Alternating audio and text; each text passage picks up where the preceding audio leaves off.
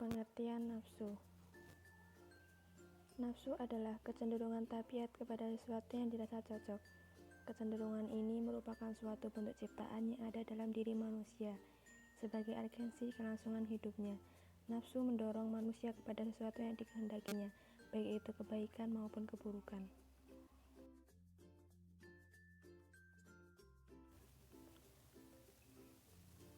Pandangan ulama tentang hawa nafsu.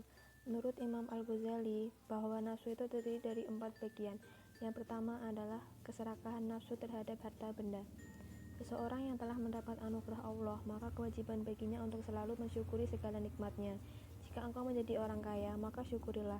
Jika dirimu berkedudukan, manfaatkanlah kekuasaan dan kedudukanmu untuk memakmurkan rakyat, bukan memanfaatkan kuasa untuk mengumpulkan harta benda sampai tidak habis dimakan 7 keturunan. Yang kedua adalah nafsu amarah, akan membakar dan membutakan hati. Cara terbaik untuk bisa mengendalikan hawa nafsu amarah yang ada dalam diri sendiri dengan berusaha selalu bersabar dalam menghadapi kemarahan dan kezaliman orang lain, bersikap lapang dada, suka memaafkan, dan bermurah hati. Yang ketiga adalah kesenangan duniawi mendorong nafsu. Kesenangan duniawi merupakan racun pembunuh yang mengalir dalam urat. Manusia selalu diingatkan agar tidak terjerumus akan kesenangan duniawi, karena itu akan mendorong nafsu menjadi liar. Yang keempat, nafsu syahwat. Imam Al-Ghazali mengingatkan bahwa syaitan menggoda manusia di dunia melalui berbagai cara. Melawan hawa nafsu sangatlah susah. Mungkin kalau nafsu itu ada di luar jasad, maka bisa kita pegang. Mudah kita akan menekan dan membunuhnya sampai mati. Tetapi nafsu kita itu terletak ada dalam diri kita, mengalir bersama aliran darah dan menguasai seluruh tubuh kita. Karena itu tanpa kesadaran dan kemauan yang sungguh-sungguh, kita pasti dikalahkan untuk diperalat sesukanya. Nafsu jahat dapat dikenal melalui sifat keji dan kotor yang ada pada diri manusia.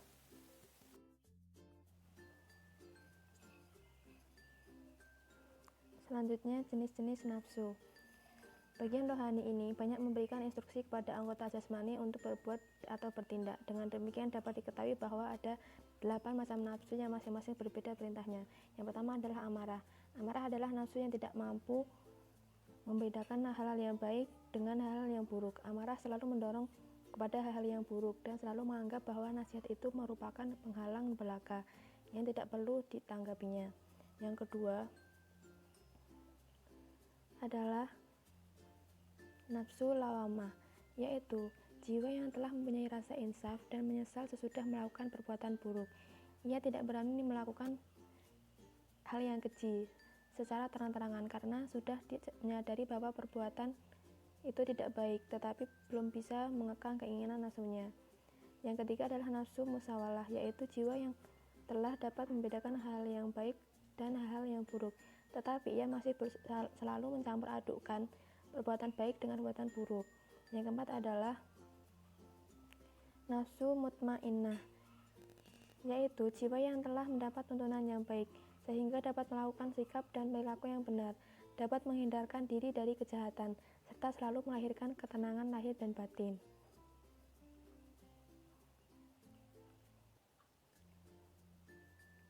Yang kelima adalah nafsu mulamah, yaitu jiwa yang telah memperoleh ilham dari Allah Subhanahu wa taala dan sudah dikaruniai pengetahuan yang dihiasi dengan akhlak mulia, sehingga ia selalu bersyukur, bersabar, bertawakal, bersikap ikhlas, dan sebagainya. Ini adalah tingkat jiwa yang memiliki tindakan dan kehendak yang tinggi. Yang keenam adalah nafsu radiyah.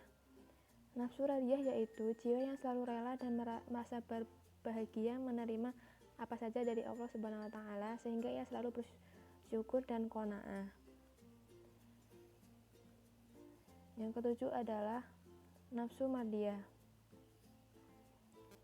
Nafsu mardiyah yaitu jiwa yang selalu mendapatkan ridha Allah, sehingga ia mudah melakukan zikir serta memiliki kemuliaan dan karomah. Tidak ada lagi keluhan, kemarahan, kekesalan. Yang ke-8 atau terakhir adalah nafsu al-kamilah, yaitu jiwa yang telah sempurna dan sanggup memberi petunjuk yang sebaik-baiknya kepada orang lain, sehingga ia sudah bisa disebut masyid dan mukamil. Jiwanya pasrah pada Allah dan mendapat petunjuknya. Jiwanya sejalan dengan kehendaknya, perilakunya keluar dari nuraninya yang paling dalam dan tenang. Selanjutnya, potensi penggerak nafsu. Yang pertama adalah fuad. Fuad merupakan potensi di dalam diri manusia yang berkaitan dengan indrawi. Mengolah informasi yang sering dilambangkan berada dalam otak manusia. Fuad mempunyai tanggung jawab intelektual yang jujur kepada apa yang dilihatnya. Potensi ini cenderung dan selalu merujuk kepada objektivitas, kejujuran, dan jauh pada sifat kebohongan. Potensi fuad adalah potensi yang mampu memberikan informasi dan menganalisisnya sedemikian rupa sehingga ia mampu mengambil pelajaran dari informasi yang diterimanya. Yang kedua adalah sadar.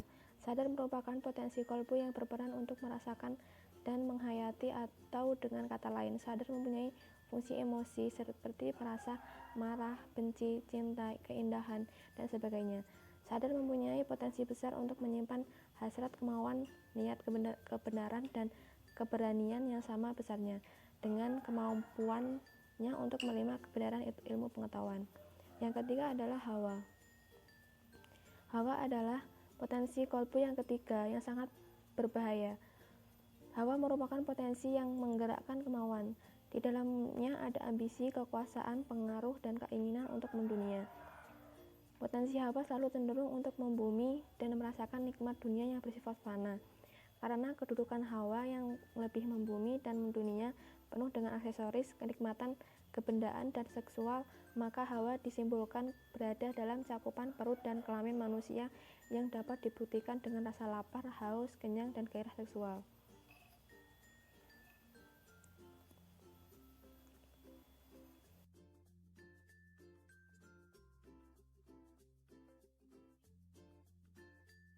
Selanjutnya adalah peran positif nafsu dalam kehidupan manusia. Yang pertama adalah nafsu ialah agen dan aktor penggerak terkuat pada jiwa manusia. Hawa nafsu mampu membentuk perilaku manusia. Oleh sebab itu, Allah Subhanahu wa taala mengkaitkan bahwa banyak masalah penting kehidupan dengan hawa nafsu. Hawa nafsu menjamin terpenuhinya beragam kebutuhan primer manusia. Masalah reproduksi, misalnya, ia merupakan bagian vital kehidupan manusia. Yang kedua adalah hawa nafsu sebagai tangga menuju kesempurnaan. Hawa nafsu adalah tangga menuju kesempurnaan. Seperti itu juga ia dapat menjadi peluncur menuju kepada kekurangan. Berbeda dengan jenis perkembangan dan penyempurnaan pada benda padat, tumbuhan, dan binatang yang bersifat deterministik atau terpaksa. Gerak penyempurnaan integral manusia menuju Allah berakal dari iradoh. Yang ketiga adalah pengumulan internal jiwa manusia. Pengumpulan internal jiwa manusia, hawa nafsu, ialah potensi yang disimpan Allah pada diri setiap manusia. Manusia akan mengeluarkan bila dibutuhkan. Selanjutnya, peran negatif nafsu dalam kehidupan manusia. Yang pertama adalah nafsu menutup pintu-pintu hati dari petunjuk. Yang kedua adalah nafsu menyesatkan manusia dan menghalanginya dari jalan Allah. Selanjutnya, mengendalikan hawa nafsu. Imam Al-Ghazali menjelaskan bahwa ada 3 cara mengendalikan hawa nafsu yang dijelaskan para ulama. Yang pertama adalah mengekang syahwat dan keinginan, sebab hewan yang tidak bisa dikendalikan akan menjadi jinak dan lemah jika dikurangi porsi makannya. Yang kedua, menambah beban ibadah kepadanya, sebab jika keledai ditambahi muatannya disertai pengurangan porsi makannya, niscaya ia menjadi lemah dan patuh terhadap kendali. Yang ketiga, memohon pertolongan kepada Allah yang Maha Mulia dan Maha Agung, serta tunduk kepadanya agar Dia menolongmu dalam menjinakkan hawa nafsu dan mengekang keinginannya. Jika tidak mau memohon pertolongannya dan tunduk kepadanya, niscaya engkau tidak akan selamat dari tipu dayanya. Semoga bermanfaat dan terima kasih. Wassalamualaikum warahmatullahi wabarakatuh.